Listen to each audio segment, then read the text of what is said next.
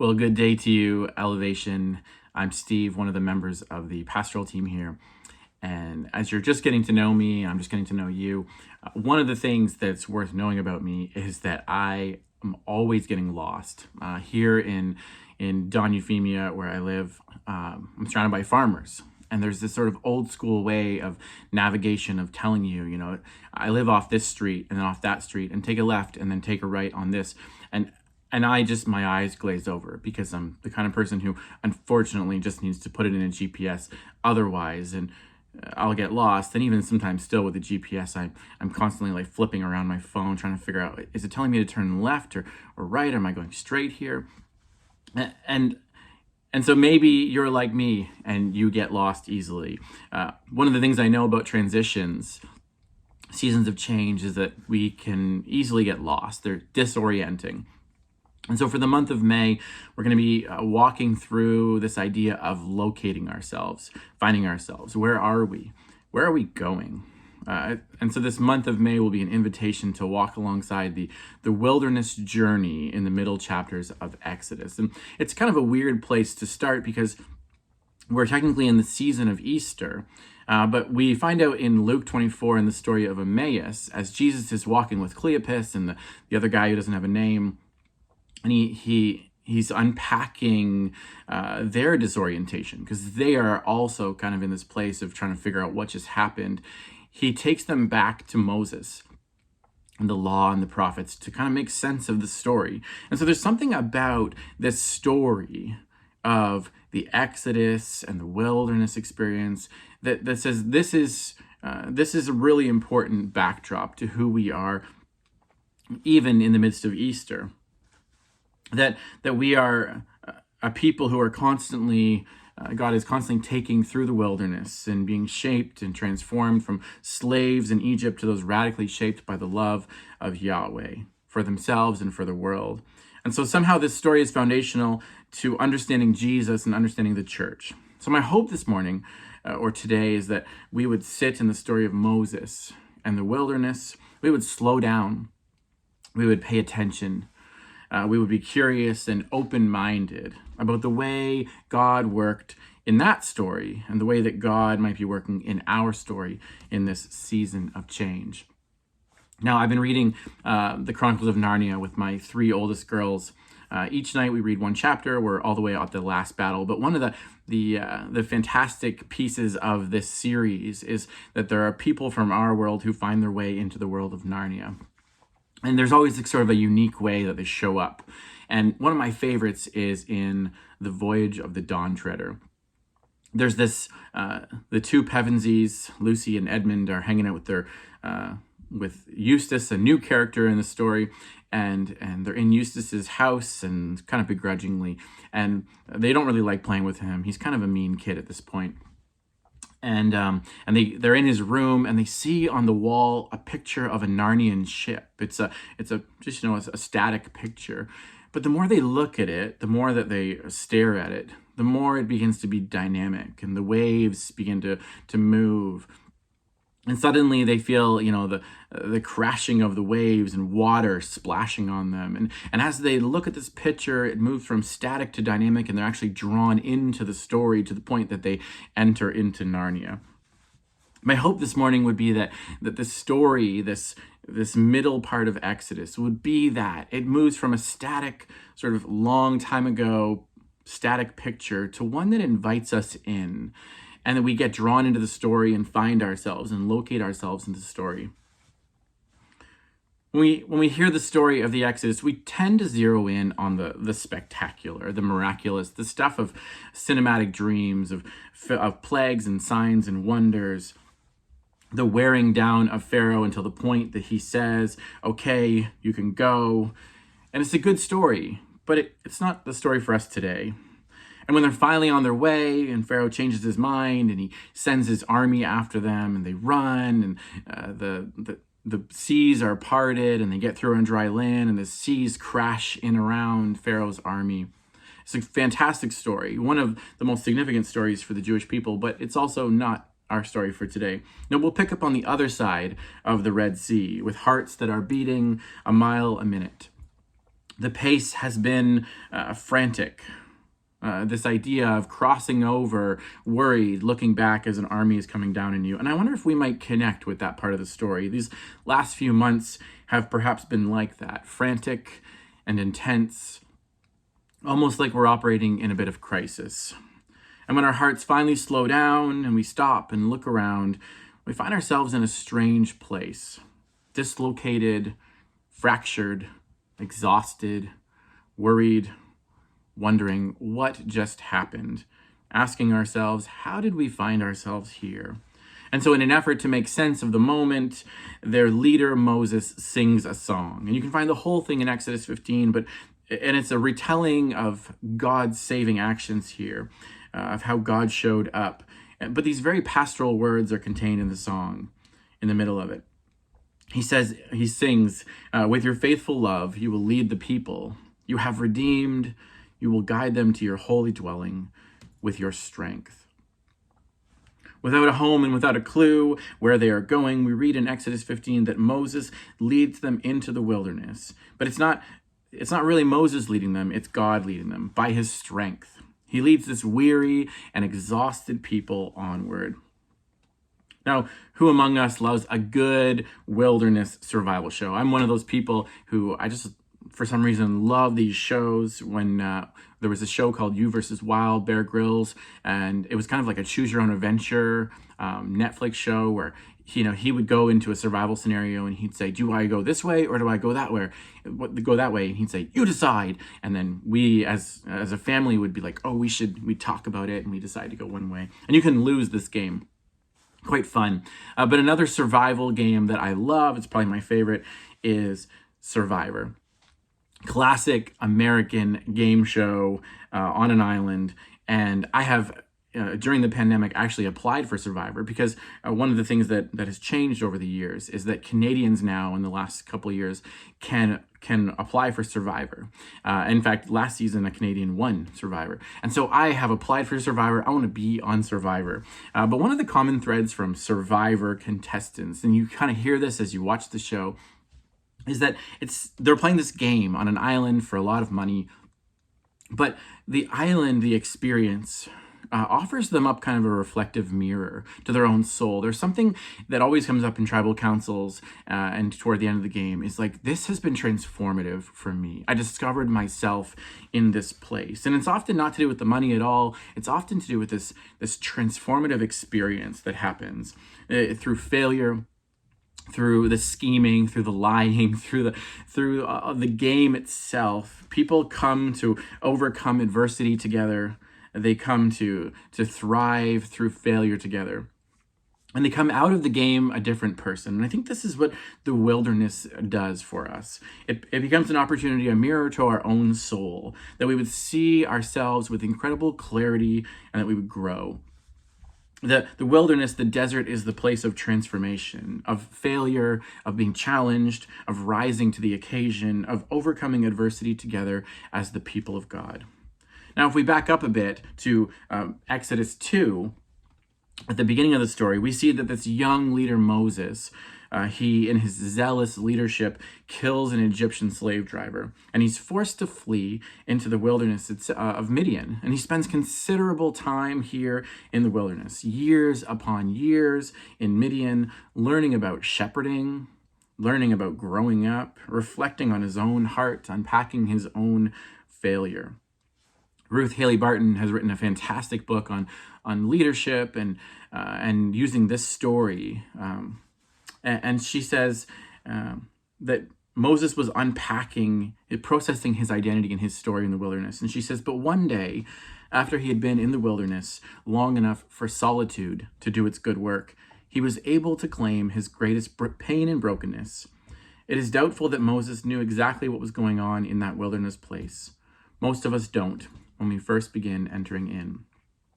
Such a profound statement about the wilderness that most of us don't actually know what's going on when we first enter in. But when we spend some time here, it is precisely the place of transformation, of unpacking past hurts, of bringing the past into clarity and being able to move forward. So for Moses, the wilderness of Midian was that place of his own transformation. It was a place of preparation for him. For many years later, we see that this leader courageously leads the people into a wilderness that will begin a transformation in their collective life. For us, we too are invited into a season of the wilderness. It's important to name this up front. My hope is that we're going to do some deep work here together this year. We're going to learn together, and it might be hard, but with God as our guide, we're going on a journey together. Another author, Jeff Manion, who writes The Land Between, a book about transitions for churches, he says, the desert is not intended to be their final destination, but rather a necessary middle space where they will be formed as a people and established in their connection to God. And he later writes that the wilderness was to be a pivotal place in the formation of them as a people. So I want to draw your attention to this. Part of my presentation for the AGM, William and Susan Bridges use this framework as a kind of a way to map out transition. And you'll see that there's kind of three arcs happening, or three places happening. There's this blue arc of the old, letting go, loss, ending. There's something new happening, the new beginning, the green arc, which speaks of hope and speaks of possibility. And then there's this middle space, the wilderness space, where we say, we don't actually know what this looks like. And it's a place of dreaming. It's a place of possibility. It's a place of discovery. It's a place where we wrestle it out together, what it's going to look like in the new, now that the old is behind us. But we do know this, that even as we are anticipating moving toward, a new beginning together, a new chapter in the life of Elevation, that there's still grief here, that change is hard, transition is difficult. And we were talking about this as in a variety of different places in the leadership, and really just acknowledge, somebody used the language of baskets of grief. And I really liked it. It resonated with me, that there's grief here in our story. And the way that I see this story, there's really 4 baskets of grief in this early part of the transitional story. There's disorientation and dislocation and dissonance and disconnection. And chances are you might be experiencing one or more of these. That's the beautiful thing about this baskets metaphor, is some people you're holding one of these. Others, you're maybe holding all of them. And we're experiencing different levels of grief, individually and collectively in this transitional season. Let me just kind of walk through them. Disorientation. This feels like a little bit like a sense of being lost. It's confused. You're unsure. This kind of grief can leave you feeling foggy or flat or deflated and maybe kind of hopeless. I get disoriented, especially in spatial places. The last time I was doing a sermon in the forest, I went to walk back and I took the wrong direction, and I walked for a while before realizing I think I went the wrong way. And so I actually pulled open my Google Maps and looked at the map and was like, wow, I really went the wrong way. And then we started walking back the right way, only then to discover that the dog ran off ahead to chase some animals. And I heard lots of barking and lots of animals. So I started running after the dog. And in the running after, I got turned around again. I got disoriented, and I was feeling really frustrated that this journey home would have taken me, a few minutes, doubled or tripled in time. So maybe you're feeling disoriented right now. And there's a lot of reasons to feel disoriented. The pandemic has certainly contributed to that. And just a sense of feeling unsure about things, and unsure even about church right now, and how it's going to work, and what this space offers me, and where it meets me in my grief. Dislocation. This can feel like being homesick or missing what used to be normal. During the pandemic, the word languish made its way around social media. People were languishing that any sense of normal had been stripped away. There was all this talk of getting back to normal or getting to some new normal. But our experience of the pandemic, and perhaps more specifically as Elevation, has been one of dislocation. It's felt like exile at times. It's been like living through this in-between space, and that has been tough. From Kristen's Easter message, she mentioned this idea that after the people Adam and Eve left the garden, the dominant sort of narrative or the legacy that was left for the children of Adam and Eve and generations to follow was one of dislocation and isolation and exile, of wandering. That even though God, the Creator, never stopped loving them or trying to walk with them, they just couldn't hear him right anymore. Something was off. There was interference that distorted their understanding of themselves and God. Kristen said this at Easter, and it just fits so well with dislocation. This feeling that we're not here and we're not there and we're somewhere in between. We're in this exile space, this liminal space in between, that doesn't really give us solid footing and sometimes leaves us feeling like we're longing for stability and structure. The third sort of grief you may be feeling is dissonance. It's similar to disorientation and yet somewhat different. Dissonance is perhaps more like a foggy feeling, a lack of clarity or purpose. It can become hard to focus. Everything feels kind of out of sync, out of harmony, lacking joy or purpose. And I would say that even in person, we're still kind of working this one out. Things still feel somewhat off. There's a bit of dissonance even in our space together. And I think the more that we gather, the more we get back in this space together, the more it will begin to feel a movement from dissonance to consonance. It'll make sense. We will arrive together and then joy will pop up and spring forward. But we're definitely in that experience of dissonance together. And then finally, disconnection. I think many of us feel this one more than during a normal season of change, because change normally brings with it a bit of a sense of disconnection. People feel differently about the change that happened. They find themselves in different camps. I think we're seeing that there's polarization and fracture popping up in different places in our community. And that fracture shows up and pain wedges its way in between our relationships. But this is all the more magnified in a pandemic that has kept us apart, because we haven't been together to lament, to weep, to remember, to reflect, and to share hope for the future. I imagine that the people of Israel felt these very real areas of grief too, and we feel them. And maybe you're carrying one or more of these today. And for those of us who are still holding this grief, it's okay to not be okay. There's grace for us. We find out pretty early in the story of the wilderness journey that the people grumble, that often grief leads to grumbling. We read in Exodus 15, 22 to 24, that Moses led Israel on from the Red Sea, and they went out to the wilderness of Shur. They journeyed for 3 days in the wilderness without finding water. They came to Marah, but they could not drink the water at Marah because it was bitter. That is why it was named Marah. The people grumbled to Moses, drink. So there's grumbling happening, but really the grumbling is probably more of an indication of their grief. First they grumble for water, and then for food, and then for meat, and then for water again. And we find out that, yes, they are hungry and thirsty, but they're also grieving. And we're a foster family, and we have learned to sort of chase the why. And that is to say that the presenting problem may not be actually the source of what's going on. There may be a root issue here. And I would say that the people of Israel, they are grumbling about things like food and water and sustenance, but really the why, the deeper thing is they're sitting in grief. They're feeling the weight of that grief.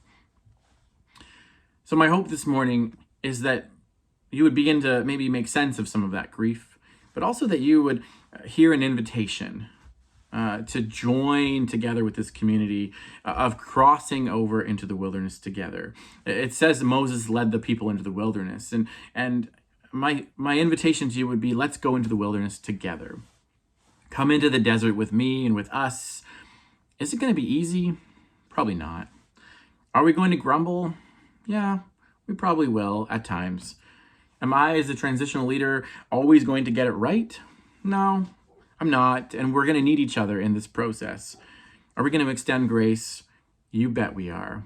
And are we going to love each other through it all? Yes, yes, yes.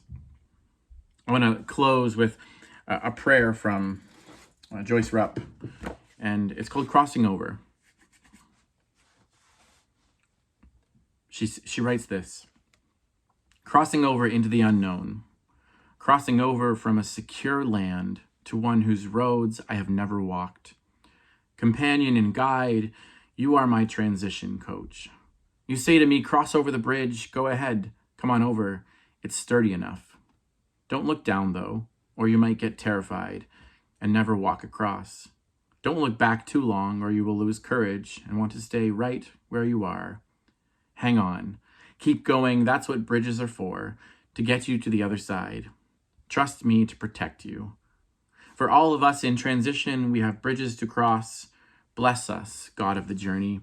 Gift us with the desire to go on ahead. Help us to trust that the bridge will be strong and the risk will be worth it. If you're feeling grief right now, any level of grief, maybe grief that was named or grief that wasn't named, and you're looking for some place to process it, we as a pastoral team would love to have conversation with you. I'm available. I can be available in person in the Waterloo area. Reach out to me to connect on that, or I could be available online. We could connect on Zoom or Google Meet or a phone call, and I can just be a listening ear and walk with you in that. So please don't be afraid to reach out. We'd love to connect. We'd love to walk with you and listen to you in this season of change.